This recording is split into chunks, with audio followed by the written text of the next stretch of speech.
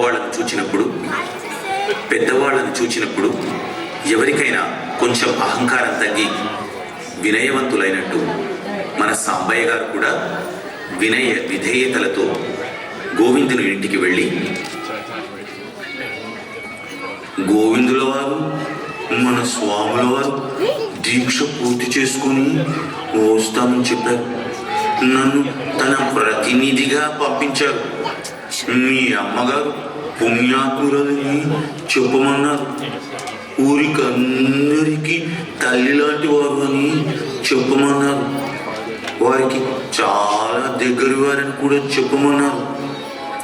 వారిని తన బిడ్డలాగా చూసుకున్నారట. మాతామూర్తులకు వందనములు అర్పించారు.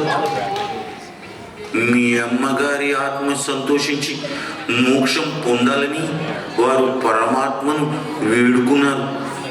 మీ అమ్మగారు నాకు కూడా తల్లి లాంటి వారు. వారి ఆత్మ శాంతించాలని ప్రార్థిస్తున్నారు. అక్కడి జనమందరూ సాంబయ్య లాంటి పెద్ద మనిషి అంత వినయంగా మాట్లాడిన మాటలకు కరిగిపోయారు, హర్షించారు, సంతోషించారు.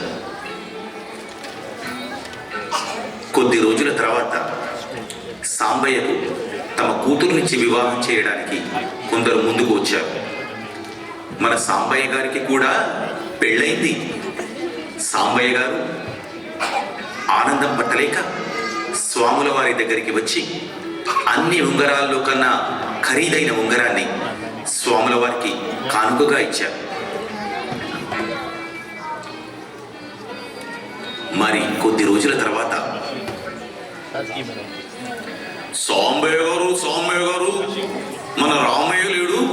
అదేనండి రామయ్య, ఆయన భార్య గారు పోయారట.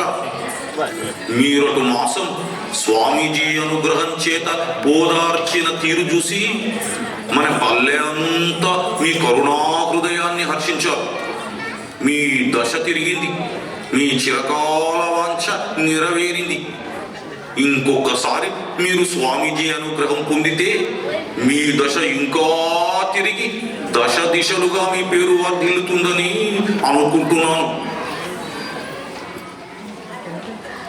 అవును, వీడు చెప్పేది నిజమే.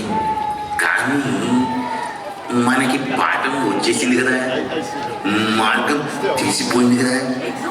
ఉట్టి వెధవాడు ఇంకొక నవరత్నాల ఉంగరాన్ని దానం చేయడం ఎందుకు? ఖర్చు పెట్టకుండా ఎలా పని చేయాలో చూపిస్తాను. సాంబయ్య గారు రామయ్య ఇంటికి వెళ్ళి, రామయ్య గారు, మీ భార్య గారు పుణ్యాత్మురాలు, ఊరికి అందరికీ భార్య లాంటి వారు, నాకు కూడా భార్య లాంటి వారు. వారి ఆత్మ శాంతించాలని ప్రార్థిస్తున్నాను. ఇప్పుడు ఏమైందో మీరు ఊహించుకోగలరు.